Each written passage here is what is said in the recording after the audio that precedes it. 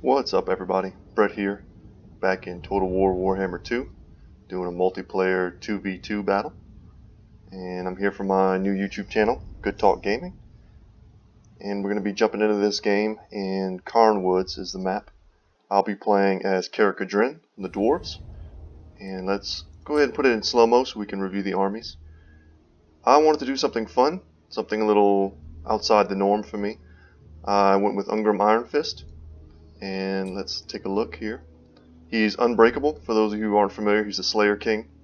He fights to the last, and we brought two of his abilities, the Axe of Dargo, giving him huge armor-piercing damage, and bonus versus large, which I thought could be very relevant considering our opponents went two factions that do use quite a bit of cavalry, as well as giving him Red Ruin, which lowers his melee defense in return for even more weapon damage and even more armor-piercing. So for the rest of my leadership corps, I do have a Runesmith. This is the dwarf's equivalent of a caster unit. I do have him with his 3 runes, but otherwise he's stripped down. He can provide armor, physical ward save in an AoE, as well as doing a slowing damage over time effect to a single unit. And in addition to that, I do have the Thane. Now the Thane has an interesting item, which I didn't know before I did this battle, which lowers fire resistance to enemies around him in an AoE. So kind of along that theme, I brought a pretty standard front line of Longbeards intermixed with Dwarf Warriors. Longbeards to provide that encouragement buff and to take charges from potential Bretonnian cavalry. And standing behind them is a line of miners with blasting charges. They're going to throw over the heads of these guys, getting that fire damage in and slowing the charge and damaging any infantry units that want to close into melee. And backing them up are 3 units of rangers, just your standard rangers. They have less armor than the dwarven quarrelers, but they are 50 gold cheaper apiece, so saving 150 gold with their purchase. They're standard 500, and that range and the shields allow them to exchange skirmishing fire with the heavy armor piercing of the Dark Elves, as well as the very squishy but very high DPS outputting peasant bowmen of the Bretonnians. And for the more fun units, I brought 2 units of Iron Drakes. These are the anti-infantry units whose fire damage causes a leadership debuff, and I have them here kind of in the crook between my front line so that they can fire and then retreat. They are a high armored unit with 125 armor, but you can't leave them in melee. You want them standing at certain angles behind your front line so that they get good lines of sight and are able to do some damage with that. For my backline protection, I went with the Regiment of Renown, the Dragonback Slayers. They have a slowing effect, and they also weaken units against fire damage as well. So a little bit of synergy there between all of my fire units, and the piece de resistance here is the flame cannon. So we're playing on low model counts. I didn't know this when I signed up for this game, but I was kind of happy to see it because it does change the dynamics when instead of your front line having, potentially 1,000 units standing in front of you, and it's reduced down to let's say 100. That really changes how effective cavalry charges can be, chariot play can be. So you have to think about that when you're designing your army. So we only get 1 model of the flame cannon here, and we're going to make it work for us. It has significantly less range at 230 than, let's say, a dwarven cannon in the 400 region. So we need to move closer here. Our opponents don't have any artillery at all, and we're going to be looking to bring them out of this defensive position and make them charge us. My ally here went with Tyrion on foot, and he did take quite a few of his abilities. He does have, it's hard to, we can't click on him here to read the exact name, so I'm going to have to go on memory here. But he does have an ability that gives him increased weapon strength as well as a physical resistance. He has Stand Your Ground, which in an AoE provides leadership as well as melee defense, and Foe Seeker to increase his speed and conserve his vigor. And he does have the Heart of Avalorn. If he gets low, and goes to die, potentially, he can respawn isn't quite the right word, but he'll get a huge burst of healing when he's near death. And I want to say there's a 50-50 chance of that happening. He brought a single noble, very good anti-large unit, also on foot. And he went with a very elite army, using swordmasters here, 2 units, having the Keepers of the Flame, the strongest halberd unit in the game. When they die, their Mark of Assyrian tooltip shows here, they burst into flame, damaging the units that struck them. He went with also the Gray here, an excellent skirmisher missile cav. They can fire in 360, and we're going to watch them to see how effective they are, because in my experience, for their cost, they're often not as effective as we would want them to be. He also has here the Storm Riders. These are the Regiment of Renown Lothern Sea Guard, so they can fight in melee. They have anti-large, and they can fire while moving. So another good skirmisher unit here. Pairs very well with the Gray. And I want to say he also had, here we go, the Everqueen's Court Guard. Without a doubt the strongest ranged unit in the game. I believe they are 1800 gold. They do have magic and fire missile damage, and they do provide an encouragement aura to units around them, keeping them in the fight longer. Now our opponents here, when I first saw this force, I realized this could not be it. There had to be other units in the forest, so I was pointing them out to my ally because they were all on his side of the map. I noticed 2 units of Grail Guardians, very powerful anti-infantry. They have perfect vigor, they have very high physical resistance, and there are 2 units of them here. One of them chevroned up a bit, and they're going to be trying to flank us. There's 1 unit of Harpies here, attempting to kind of take cover in the trees, and there are 3 units here of Dark Riders with repeater crossbows, so looking to try and skirmish us. Luckily for us, we did bring our own skirmishers, which greatly outrange the skirmishers of our opponents. Now, like I mentioned earlier, they have no artillery, so once I move into position, I'm slowly moving myself into a position where my flame cannon is just in range, and my front line can take up a good defensive position, and we can then adjust our individual units to counter how they seek to engage. So our opponent here, a Bretonnian opponent who squared off against us, went with some foot squires, very effective armor-piercing infantry against the dwarves and high elves alike. They aren't shielded despite having shields on their backs, which they don't actually use in combat. So they will take a lot of damage from ranged fire, and that's a fact that I'm going to take advantage of as they approach. A 3rd Grail Guardian unit, solid unit against the physical resistance having units of the high elves. However, the dwarves do have an innate magic resistance, so their attacks are much less effective against my entire army than they would be against the high elves. So something to note there. Their magic attack damage is a hindrance instead of a plus. They have quite a few battle programs, and that's a good choice. They are pretty much mid-range infantry. They stand in a loose formation, and they are shielded, so they can be pretty good against missile fire or artillery fire. You won't lose, let's say, a tightly packed foot squire formation. A single cannonball can kill 7 of them in one shot, whereas it might only take out 2 battle pilgrims here. And they brought a very cool Regiment of Renown unit version of the battle pilgrims, the Holy Warden of the Maison Tall, and they do fire and magic resistance. Once again, not really a plus against the dwarves, but they could do some work if they were to engage in a wide spearman line of the high elves. They could do a lot of work, but I'm going to focus these guys down. They're very expensive, and they do have frenzy as part of their mechanic and immune to psychology, so the sooner we get them off the field, the better. Next to the Fey Enchantress with her healing kit and her buffs, they're nearly unbreakable. So, and even the Fey Enchantress isn't that great of a pick. She also does magic damage, which is negated by my forces, and a lot of her actual offensive magic just won't be that effective against the dwarves, especially on these small unit models. She's not going to hit very many units with any of these spells. So probably just relying on healing, and her draining aura effect, which procs whenever she closes into melee. It's also not going to be very effective. Once again, magic being negated by the dwarves' natural magic resistance. It would actually be better from a strategic standpoint for our opponents here to just switch positions.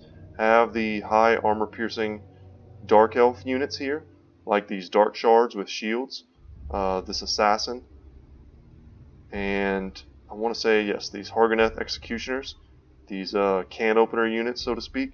Have them switch and engage us, and have this wider infantry corps engage this smaller, more elite high elf army. I think that would be more effective for them. And you can still use your casters here on the high elf and really overwhelm them while bringing around all of these cav and all of this skirmisher fire. I think if I was the opponents, I would be seeking to overwhelm the small elite high elf army instead of wanting to engage with the very solid formation of my dwarven units. So the last thing I want to point out here is the use of Morathi, and our dark elf opponent made very good use of Morathi this game. I watched as he or she moved Morathi around in a bit of a death ball, taking full advantage of her kit, which gives her a lot of AoE debuffs to opponents. And without being able to click and read the exact names, I'll go off of memory and say her unique weapon applies a -9 melee attack, melee defense debuff to all units in an area. And that stacks with her other ability, which is something like Enchanting Beauty, which also applies a -9 attack debuff, melee attack debuff. So whenever she is casting spells, she also applies another map-wide, army-wide debuff to, her opponent's entire army. And I want to say it's -15 armor, and that's whenever she casts a spell. And she does have quite a few cheaper spells. Our opponent did bring her pretty well kitted out. So keeping her high and tight with a melee blob will allow her to win whatever fight she enters into. So let's go ahead and fast forward. And I'm glad I got to do the entire intro here, because it did take a while for my slow-moving Dawi to get into position. Our opponents weren't keen on moving. I think they were busy microing these guardians, getting them into position. My ally was taking up a somewhat defensive position here in the forest to screen out all of these skirmishers, and I was preparing to have to defend my flame cannon with my Dragonback Slayers and my Thane. The Thanes used to have, and here you go, I see I'm actually about facing them and moving them to engage these Grail Guardians, which is a fight I would happily take with the Dragonback Slayers. They're made to cut down units like this. The Thane actually used to have an item called the Tormentor Sword, and here we see a few shots of the Flame Cannon, which would lock down units that had gotten to its melee range, but they decided to remove that from the Thane. I don't know if CA felt that it was too powerful of an ability, but the Goblins do still have it in the Orc lineup. I think it would be great if they brought that back for the Thanes. It was kind of what made them useful in the Dwarf army, and without it, they are kind of just a strong melee encouragement unit. And I still like to use them in the back line. And our Bretonnian opponent here was wise to move back with the units that I was targeting. So I just grabbed my entire army and alt-clicked them forward a little bit to hold that position. A neat trick once you learn the hotkeys here. And a Burning Skull going off on my opponent, but my opponent moved, going off my ally rather, from the Firecaster of the Dark Elves. Ally moved wisely. His force is very small and very mobile with all of these skirmishers. So getting him with an ability like that probably wasn't going to be very effective. So I'm noticing some sort of spell here, and I'm going to get out of the way. And it was the Dwellers Below. And had I not been paying attention, that could have done some serious damage to all three of these units. And he's going to get some of these miners, a couple models, but I get him out before he does devastating damage. And I'm focusing my Rangers on the Holy Wardens, they are not shielded, so they're going to take a ton of damage from that. And my Flame Cannon is just getting to fire unimpeded. The Grail Guardians of my opponent are coming around the side here, looking to sweep in. And since those Grail Guardians decided to engage on the back of the High Elves, my Dragonback Slayers are free to countercharge them. And I held them in place with the Dwarf Warriors just long enough to get the Slayers in. The Miners threw their blasting charges. The Runesmith is using his runes here to buff up this fight, while Ungrim was engaging in the front line. And he's going to see that the Fey Enchantress has decided to charge in a little recklessly, and he's going to go and just absolutely just crush her. 2 swings. Ungrim is made to kill squishy anti-large heroes, and that's exactly what he does. Flame Cannon is firing in wherever it can, and shortly I'm going to switch it to the Dark Elf side of the field, and there we go, I switch it right now to start trying to help against the skirmisher units. My ally is kiting back with his elite skirmishers and trying to keep some units around Tyrion, who's taken quite a bit of damage, and it's Feint and Riposte is the name of that ability. Very strong, plus melee defense, plus melee attack. And while he's engaged, you want to just pull away from Tyrion when he pops that, because you won't win that fight. He's such a good duelist. So you'll see we've kind of devolved into multiple fronts on the dwarf line, and we won. We won every single front. I'm going to be pulling this Runesmith back shortly. And as they retreat, it opens up lines of fire for my Iron Drakes. We want to take out as many of them as we can while they rout. And since we were able to so handily crush the Bretonnians, we're going to reform ranks, and we're going to look to take this hill here and reinforce our High Elf brothers in arms. Now in the lore, we probably would be killing each other right now. As soon as we killed the other guys, we'd be turning on each other. Not the best of friends. So the Iron Drakes, we did lose 1 unit here, but they're going to rally, and we're going to bring them back and consolidate them with our other unit. So thanks to my hot grouping, I'm able to quickly pull my front line together and reform ranks. Our opponents seem to be doing the same with their infantry corps. They're routing, but they're trying to rally them in some respects. And we've shattered off a few of their units. And this is the kind of death ball that I was talking about.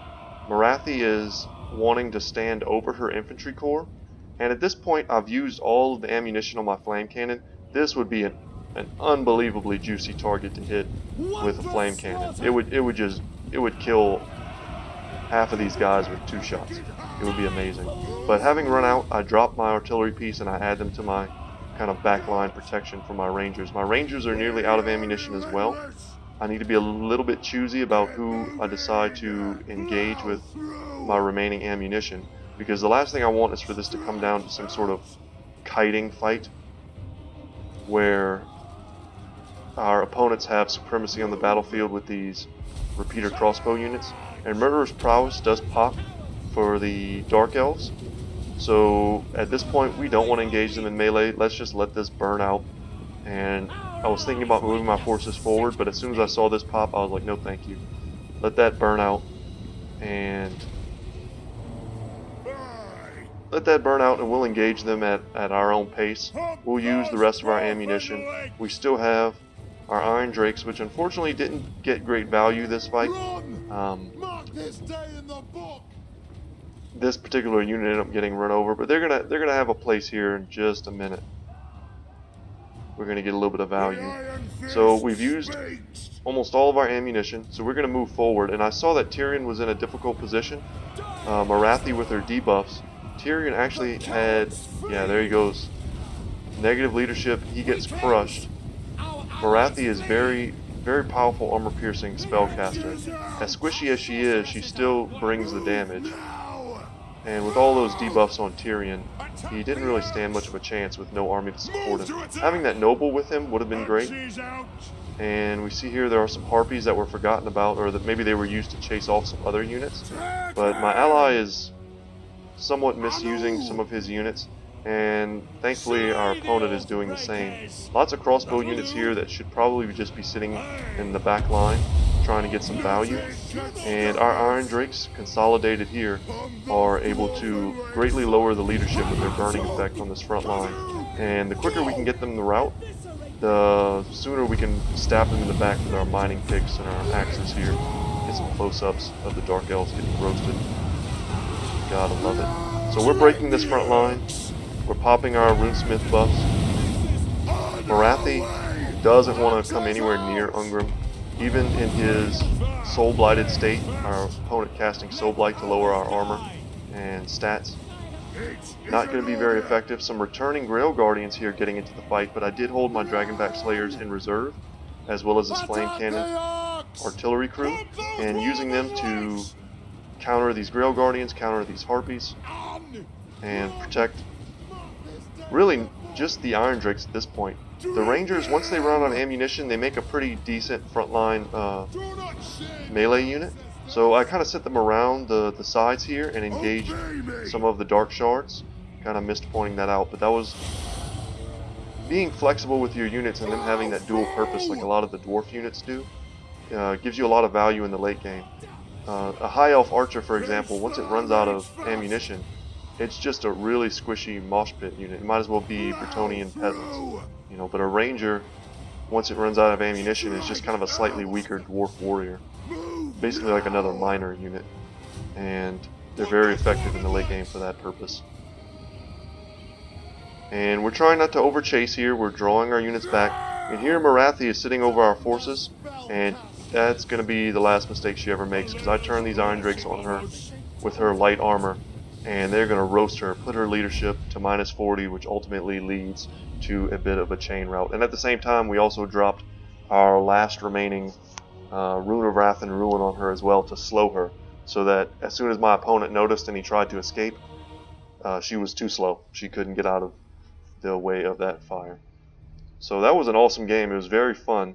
There were a lot of small tactical decisions that I had to make there. I had to reposition right at the beginning.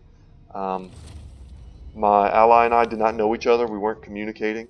So I felt like we worked pretty well together. I moved my formation in the beginning. I didn't really like where I started. My starting position was much closer to where I ended up. I was hoping my ally would move to join me. It is 2v2, so you want to communicate. So maybe a bit of my fault there for not telling him what I wanted. But you'll lose a lot of games in 2v2s if you don't coordinate better with your ally. And I thought our opponents did a great job of coordinating. You know, they both went for a bit of a backline harass. The Bretonnian used Grail Guardians to do that, and the Dark Elves used these repeater crossbows. They had Harpies. So a mistake from them that I felt like could have helped in this game, and I mentioned it already, they just would have switched positions. You know, I didn't have the artillery to really pressure them, so they had the time to switch positions, recognize the weakness of sending a ton of magic damage units and non-armor piercing units against the dwarves, and I think I would have fared a lot worse against the Dark Elf army as opposed to the Bretonnian army. Other than that, it was just a great game. I want to say thank you to TTM Toby and WWE Joe and my ally SJohn65 for taking part in this battle and being good sports. And there were a lot of GGs at the end of this, so I know that they were all respectful players. So, without further ado, guys, thank you for watching this 2v2. I'll have more coming to you. And if you haven't subscribed to my channel, please do. If you liked the video, please hit the thumbs up. And leave a comment if you saw something that you thought I could have done better, or if you have a certain build that you like to take in 2v2s versus this type of army as the dwarves. I'd love to hear it. So, thank you guys, have a great day, and I will see you in the next one.